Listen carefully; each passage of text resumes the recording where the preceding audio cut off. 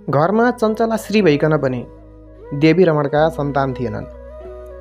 सन्तान होस् भन्नका निमित्त हरेक उपाय गरे। चौतारो चिरे, बाटो खने, पशुपतिमा महादीप बाले, गए साल हरिवंश पुराण लगाए, तैपनि सुभद्राको कोख सफल हुन सकेन। जोरी पारीसँग ठोकाबाजी पर्दा धन बल बुद्धि सबै कुरामा देवी रमणको जित हुन्थ्यो। तर अपुतो भनेको सुन्ने बित्तिकै उनको अभिमान धुलो हुन्थ्यो, आत्मग्लानीले पानी हुन्थे। पुरानो विचारका मानिस थिए, सन्तान बिना आफ्नो वैभवलाई तुच्छ सम्झन्थे। बिचारी सुभद्रा पनि खिन्न थिइन्। छिमेकका आइमाईले छोराछोरी खेलाएको देखेर उनलाई रहर लाग्थ्यो। सन्तानका आशाले सरल नारी स्वभाववश धामी झाँक्रीको बुट्टी जन्तर बाँधिन्। देवी देवताको भाकल गरिन्। तीर्थ व्रत पूजा पाठ पनि गरिन्। तर दैवले नसुध्नी दिएपछि कसको के लाग्दो रहेछ र। ज्योतिषीहरू देवी रमणलाई अर्को विवाह गर्न सल्लाह दिन्थे, परन्तु सुभद्राको आदेश बिना उनी अर्को विवाह गर्न सक्दैनथे।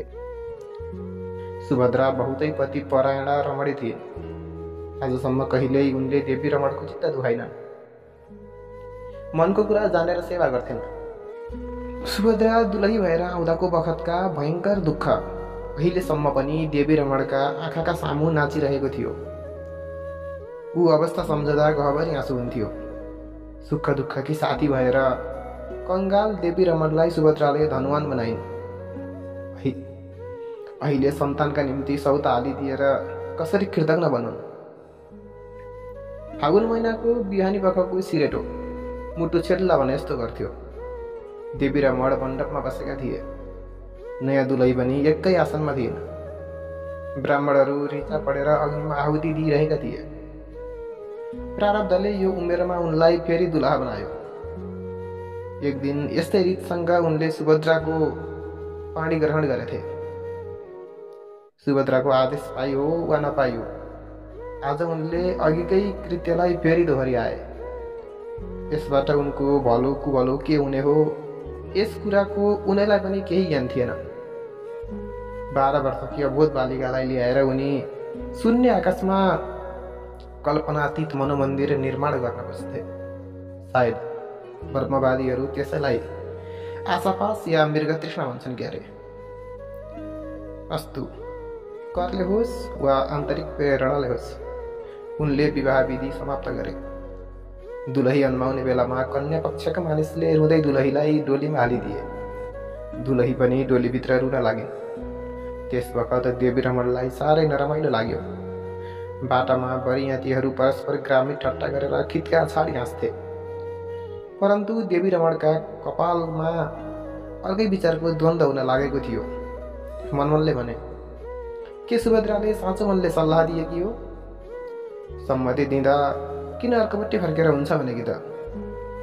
मेरो ज्यादा आग्रह देखेर हुन्छ भनेकी त होइन।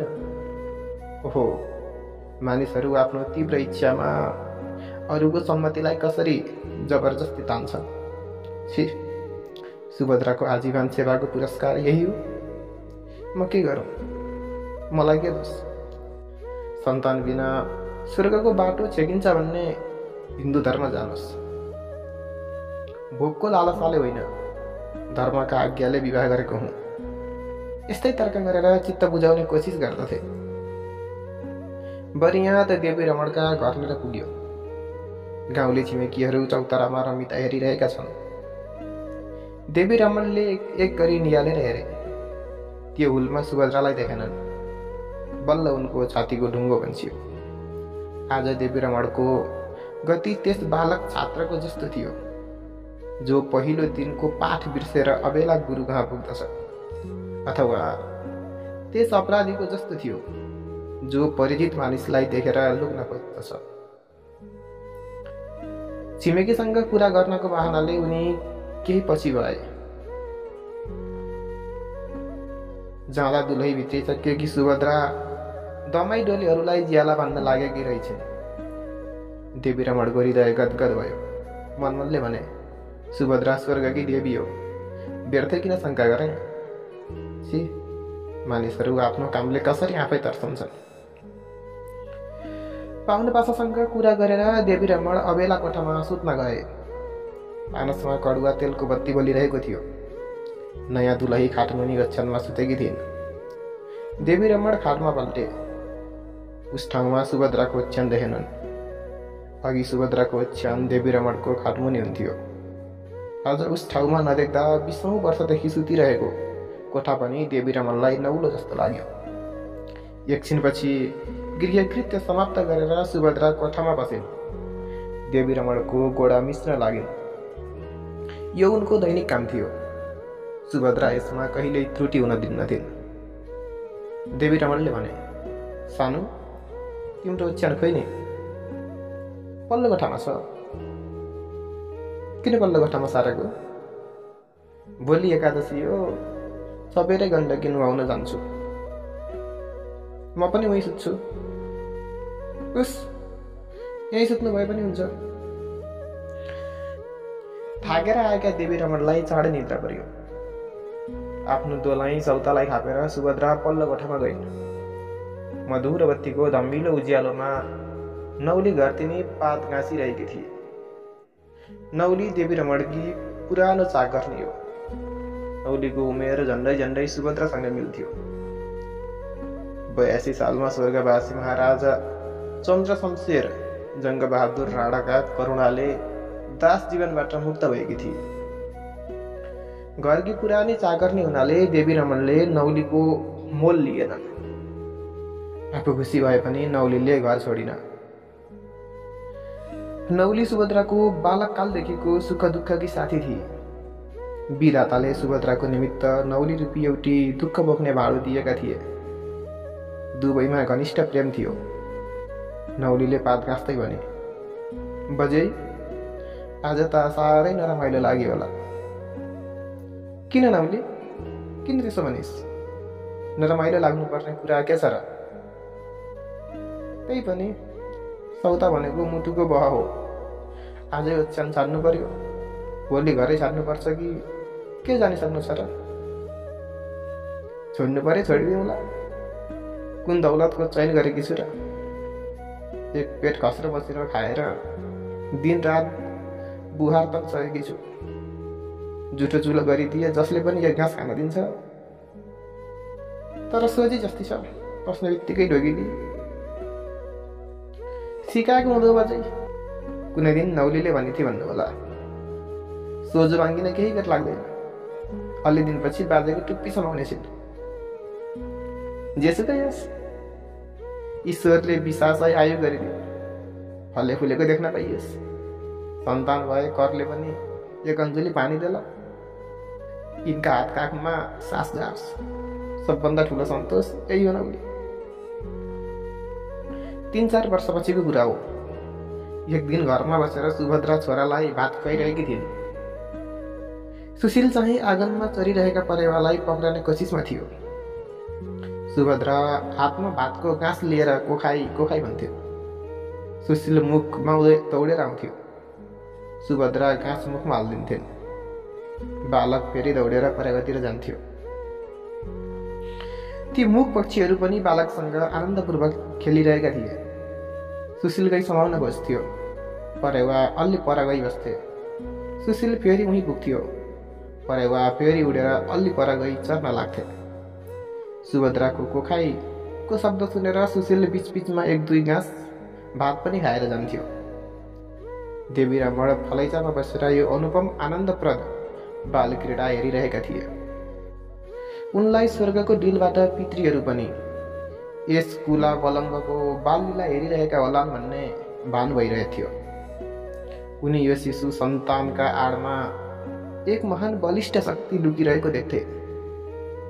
सन्तान इच्छुक देवी रमणले आज यो दिन देख्न पाए। परिवर्तनशील संसारको गति विचित्र छ। परमेश्वर हाँस्नेलाई रुवाउँछन्, रुनेलाई हँसाउँछन्। एक दिन सुशील तुलसीका मठनेर खेलिरहेको थियो। पिँढीबाट एकातिर लक्ष्मी, एकातिर सुभद्राले हात थापेर नानी कता भने। सुशीलले एक क्षणपछि दगुर्दै गई सुभद्राको छातीमा टाँसियो। सुभद्राको हृदय पवित्र पुत्र वात्सल्यले परिपूर्ण भयो। मेरो राजा भनेर मुहाई खाइन्। सुशीललाई लक्ष्मीले जन्म मात्र दिइन्। केवल सुभद्राले हुर्काइन्। सुभद्रालाई एकछिन छोड्दैन थियो। सुभद्रालाई आमा भन्थ्यो, आफ्नै आमालाई दुलही भन्थ्यो, किनकि लक्ष्मीलाई घरमा सबैजना दुलही बज्जै भन्थे। माघ महिना थियो। किसानहरू बाली नाली थन्कै तीर्थ जाने फिक्रीमा थिए। देवी रमणलाई पनि तीर्थ गर्ने इच्छा भयो। मनमनले भने, पग चल्दै तीर्थ व्रत नगरे कहिले गरौँला। मानिसहरू सम्पत्ति पाएर अन्धा भन्छन्। विवेक बुद्धिलाई खोपामा राखेर दिनरात पैसाका निमित्त हाहाकार मचाइरहन्छन्। ती गोठालाहरूको सम्पत्ति एक दिन अग्नि या चोरका निमित्त हुनेछ। अघि गरेको हुँदो अहिले एक मानाको सन्तोष छ। अहिले फेरि गर्न सके सन्तानका जरामा मल पर्ला, परत्र बन्ला। देवी रमण तीर्थ जान तयार भए। उनको एक्लै जाने विचार थियो, परन्तु गाउँका कैयन बुढाबुढी, विधवा स्वास्नी मानिसहरू पनि तयार भए। देख्दा देख्दै देवी रमणको विशाल आँगन तीर्थयात्राका कुम्ले फौजले भरियो। गाउँका धेरै आइमाईहरू जान लागेकोदेखि लक्ष्मी पनि जान्छु भनेर जिद्दी गर्न लागिन्।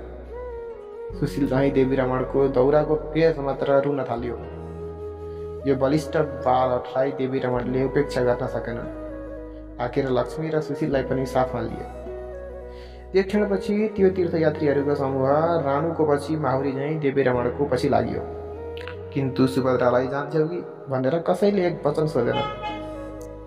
सुभद्राले मनमनले भनिन्, तीर्थ व्रत गर्न मलाई पो लैजानु पर्थ्यो। मेरो को छ र, छोरा न छोरी। उसको उमेर थियो, जाँदै गरिदियो। ऊ छोरो भए कि स्वास्नी भई वचन हाट्न सक्नु भएन। म टेक्ने समाउने केही नभए कि अनाथ। मेरो के को खोजी थियो। मानिस भलेकै आगो त ताप्छन्। जसलाई परमेश्वरले ठगेको छ उसलाई मानिसले पनि हेला गर्छन्। ओहो, संसार कति मतलबी छ। यस्तै तर्क गर्दै सुभद्रा धेरै बेरसम्म एक्लै रही। सुभद्राले 12 वर्षको उमेरदेखि देवी रमणको दैलो पुज्न लागि थिइन्। यो घर सुभद्रालाई संसारमा सबैभन्दा प्यारो वस्तु थियो। यी वस्तुभाव यिनकै लालन पालनमा बढेर तरुण भएका थिए। यो घर, यी वस्तुभाव, यी रुख वृक्ष सबै यिनै सन्तानहीन रमणीका साथी थिए। यिनीहरूसँगको वियोग सुभद्रा एकछिन पनि सहन सक्दिनथे। जान सुभद्रा जान्थिन् कि जान्दैनथिन्। एक वचन सोधीसम्म दिनाले बखतमा कत्रो काम हुन्छ। त्यो कुरा मनोविज्ञान नजानेकै देवी रमणलाई थाहा भयो। मनोमालिन्यको एउटा सानो बीज चाहिन्छ, जो समयमा बढेर आपसे आप भयङ्कर रूप धारण गर्दछ। त्यस्तै लक्ष्मी र सुभद्राका जीवनमा पनि यो तीर्थयात्रा मनोमालिन्यको एउटा बीज हुन गयो। तीर्थबाट फर्केदेखि दुवैमा बहुत झगडा हुन लाग्यो। सुभद्राले कुनै प्रश्न गर्दा लक्ष्मी छेड हानेर उत्तर दिन्थिन्। बस कुनै कुरामा आन्ताबाट ठुलो कलह खडा हुन्थ्यो। देवी रमण चुपचाप भएर सुनिरहन्थे। लक्ष्मीलाई ताडना गरून् भने पुत्रवती पत्नी, सुभद्रालाई ताडना गरून् भने धर्म तथा विवेकको हत्या। के गरून्? सांसारिक सुखलिप्साको टर्रो आनन्दको अनुभव गरिरहेका थिए। त्यस वखतमा उनले त्यो प्रबल वाक्शक्ति हावा हुन्थ्यो। मानिसको पाण्डित्य अरूलाई उपदेश गर्नमा काम लाग्छ, न कि आफूलाई परियाउँदा। यो प्रतिदिनको गृह कलहले सुभद्राको कोमल हृदय कुसुम एकदम ओइलायो। नि कारागारी दुखी बन्दी चाहिँ भाग्ने मौका खोज्न लागिन्। कालो अन्धकारमाथि पर्खी पर्खी कराउने हुचिल पक्षीको विरसिलो हुँ शब्द थपिँदा रात्रि झन् भयङ्कर प्रतीत हुन्थ्यो। पल्लो गाउँमा कुकुर भुकिरहेको थियो। पृथ्वीमा मानव जातिको दुःखमय अवस्था देखेर अनन्त आकाशमा तारागण पिल पिल गरी रोइरहेका थिए। सुभद्राले आँगनमा आएर हेऱ्यो। एकछिनपछि त्यो विशाल नभस्थलबाट एउटा लामो ज्योति सल्ल बगेर तलतिर खस्यो। किन्तु यो कालो पृथ्वीमा झर्न नपाउँदै बिचैमा लुप्त भयो। अघि शैशवकालमा एकपटक यस्तै दृश्य देखेकी थिइन्। उस वखत आमासँग सोद्धा आकाशका देवगण हुन्। पुण्य सिद्धिनाले स्वर्गबाट पतन भएका भन्ने जवाफ मिल्थ्यो। आज उही कुरा सम्झिकन मनमनले भनिन्, हो यो आकाशमा बसेर केही दिन पुण्यभोग गर्ने देवताका झैँ म पनि आज सल्ल बगेँ। यिनीहरू पुण्य समाप्त भएपछि स्वर्गबाट चिप्लेर खस्छन्। हामी भोक, प्यास, दुःख, पीरले निस्तेज तथा ढलमल भएर पृथ्वीमै खस्छौँ। हामी खसिसकेपछिको विभत्स रूप अरू शेष भोका प्यासा दुखीहरूले देख्छन्। देवताहरू चाहिँ पुण्यभोगी हुनाले यो पापपूर्ण जगतमा खस्नु पर्ला भनेर बिचैमा अलग हुन्छन्। मानिसहरूमा र देवतामा केवल यति अन्तर न छ। सुभद्राले काखीमुनि एउटा सानो पोको च्यापेकी थिइन्। यस्तो अन्धकार रात्रिमा पनि कसैले देख्छ कि भनेर ओढ्नेले छोपेकी थिइन्। यस वखत उनको जीवनधार त्यही पोको हुन आयो। ओहो, कुन बखत यो विशाल आशालता कसरी एउटा सानो ठाउँमा सीमित भएर बस्छ। मनुष्यलाई किन आशामा झुन्ड्यायो प्रभु? आशाको बदला सन्तोष दिएको भए यी अनाथ प्राणीहरू सुखमा कति नजिकै पुगिसक्थे। केही बेरपछि अश्रुपूर्ण नयनले प्यारो गृहलाई सदैवका निमित्त नमस्कार गरेर अनाथिनी सुभद्रा त्यो कालो अन्धकारमा विलिन भइन्। यो करुणाजनक दृश्य सधैँ जागा भइरहने विश्वको चतुर चौकीदार बाहेक अरू कसैले देखेन। पशुपतिनाथका मन्दिर वरिपरि तिल राख्ने ठाउँ थिएन।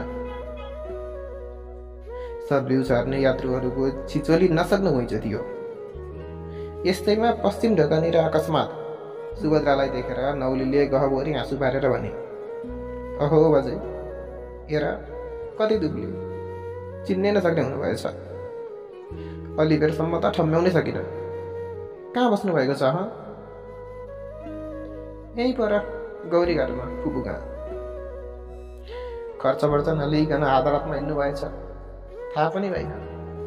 यतिका दिनसम्म के खाएर गुजारा गर्नुभयो?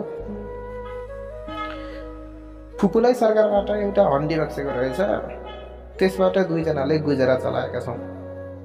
घरको हाल कस्तो छ नौली? बजे, घरको हाल के भन्नु, सम्झँदा पनि आँसु आउँछ। 6 महिना भयो दुलै बजे बिरामी हुनुहुन्छ। के हुन्छ? सुभद्राले साह्रै उत्सुकताका साथ सोधिन्। त पनि ज्वरो छ, छाती दुख्छ भन्नुहुन्छ। रातभर खोकिरहनुहुन्छ। गोर्खा मूलका डाक्टर सुविदारलाई देखाउँदा थाइसी भने कि खाक्सी भने अहिले सम्झन सकिन। साह्रै नराम्रो रोग हो अरे। सुकेर हारछाला मात्र बाँकी छ। बोकेर बाहिर भित्र गराउनुपर्छ। सानो बाबु कस्तो छ नि? कस्ता हुन्थे? जिउभरि खटिरहेछन्। तेल लाउन हुँदैन। आमा कहिले आउनुहुन्छ भनेर बराबर तपाईँलाई सम्झिरहन्छ। भात कसले पकाउँछ नि? कहिले बाजे आफै पकाउनुहुन्छ, कहिले चमेना खाएर सुत्नुहुन्छ। एक दिन बारदलीमा बसेर एक्लै रोइरहनु भएको रहेछ। आफूले चिनेको चौतारो पापिनीले आफै भत्काएर गई भन्नुहुन्थ्यो। के भन्नुभयो चाहिँ? वस्तु भाउका हारछाला मात्र छन्। खेतबारी नदियामा दिएको छ। आसमीपात 1 पैसा उठ्दैन। नोकर चाकर 4 दिन टिक्दैनन्। सबै भत्ताभुङ्ग छ। नौलेका कुरा सुनेर सुभद्राको हृदय काटियो। मनमनै भनिन्, छि, सौताको रिसले पोइको नाक काट्नु भनेको यही हो। उमेरदार थिए, के खाउँ के लाउँ भन्ने बेला थियो। मिठो खाइ राम्रो लाई भनेर मैले चित्त दुखाउन नहुने। उसलाई लिएर तीर्थ जानुभयो त त्यसले के भयो र? फर्कनु भएपछि अर्को साथी लिएर म जाँदिउँ। कहिलेकाहीँ अलि झर्केर बोल्दा थिए। लौ, अलि झड्के स्वभावकी थिए। स्वभावै त्यस्तो। एक ठाउँमा भएपछि कहिलेकाहीँ आमा छोरीमा त ठाकटुक हुन्छ। एकै घरमा बस्न नसके कटेरो बारेर बस्थ्यौँ। मैले साह्रै बेबुजको काम गरेँ। चोरीबारीले के भन्दा हो? आफ्नो त्यत्रो दौलत छोडेर यहाँ एक छाक खाएर बसेकी छु। त्यसमा त्यसका जिउमा केही भइदियो भने त्यस चिचिलो बालकको के गति होला? पितृले के भन्लान्? चित्त दुखाए पनि आमाले दुखाइ। त्यो बालकले के बिरायो?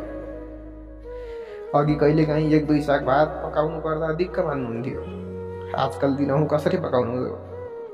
इत्यादि मनोवेदनाले सुभद्राको हृदय छिया छिया भयो। आँसु झार्दै भने, नौली, त्यस्ता बेलामा तैँले पनि छाडेर आइछेस्? बजे, जन्मभर अर्काकी दासी भएर बस्नु पर्यो। 4वटा अक्षता भए पनि छरेर आउँ भनेर बाजेसँग 20 दिनको बिदा मागेर आएकी। कोसँग आइस? रातमाटे भणारी पण्डितकी जानसँग। कहिले जान्छेस्? भोलि बिहानै। बज्यै बिन्ती छ, घर जाउँ। तपाईँ नभए बाजेको जहाजै उठ्छ। मैले बिछौनामा सुतेकी लक्ष्मी जीवनको शेष घडी गनिरहेकी थिइन्। देवीरामण रोगीका सिरानमा बसेर बखत बखतमा चम्चाले पानी खुवाउँथे। बालक पुत्र सुशील आमानेर बसेर यो चिर मातृत्व गरिरहेको थियो। लक्ष्मी कहिलेकाहीँ सुशीलको मुखपट्टि हेरेर बराबर आँसु झार्थे। मधुर बत्तीको धमिलो प्रकाशमा रोगीको कोठा श्मशान जस्तो देखिन्थ्यो। त्यस्तैमा दैलो उघारेर नौलीले देवीरामणलाई ढोगिदिए। नौलीलाई देखेर देवीरामणको दुःखको लहरी केही शान्त भयो। देवीरामणले भने, नेपालबाट कहिले आइपुगिस् नौली? बाजे, आउँदैछु। दुले बजेलाई कस्तो छ? तेल त अघि नै सिद्धिसकेको थियो, अब बत्ती मात्र बाँकी छ। बाजे, यस बखतमा ठुली बज्जी भए सबै कुराको सम्भार हुने थियो। के गरौँ?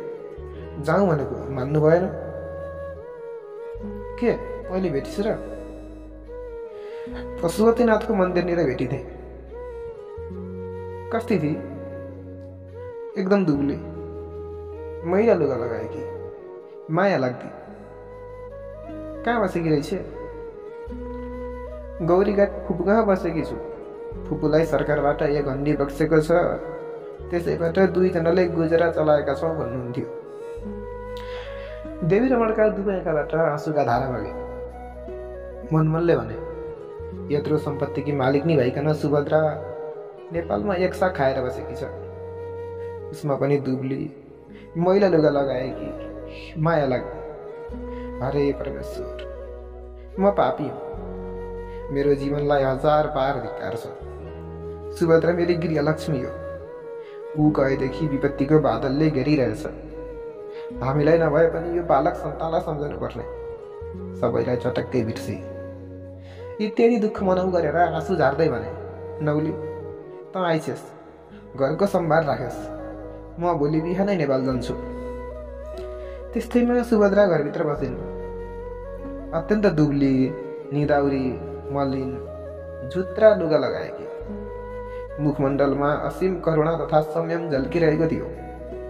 सुभद्राको शारीरिक अवस्था देखेर देवीरमणको हृदय टुक्रा टुक्रा भयो। दुवै हातले मुख छोपेर रुन लागे। पतिलाई दण्डवत गरेर सुभद्रा लक्ष्मीको सिरानमा बसे। नौलीले भने, ओहो बच्चै, आइपुग्नुभयो? नौलीको स्वर सुनेर लक्ष्मीले आँखा उघारिन्। सुभद्रालाई आफ्ना सिरानमा बसेको देखेर सुस्तरी लरभरिएको स्वरले भने, दिदी, तपाईँको दर्शनलाई 1 मुठी सास झुन्डिरहेको छ। लक्ष्मीको वचन सुनेर सुभद्राको हृदयको मैलो एकदम साफ भयो। भनिन्, बाबु, मैले आफ्नो कर्तव्य बिर्सेछु। लक्ष्मीले सुभद्राको छातीतिर देखाएर भने, त्यहाँ साह्रै कडा चोट लागेको छ। सुभद्राले आँसु झार्दै भने, निको भयो बा, अस्ति नै निको भइसक्यो। सानो तिलको दाना जति पनि बाँकी छैन। त्यसपछि दिदी, तपाईँको नासो भनेर लक्ष्मीले सुशीलको हात सुभद्राको काखमा राखिदिइन्। छोरालाई काखमा लिएर सुभद्रा रुन लागे। यी सबै सुभद्राको निमित्त जिन्दगीभर सम्झँदै रुँदै गर्ने कुडकारू थिए। निब्ने बेलाको बत्ती झैँ लक्ष्मीको मुख एक क्षणका निमित्त तेजोमय भयो। अनि पछि अन्धकार। लक्ष्मी यो दुःखमय संसारलाई छोडेर अनन्तमा पुगिन्। देवीरमण, नौलीहरू पनि रुन लागे।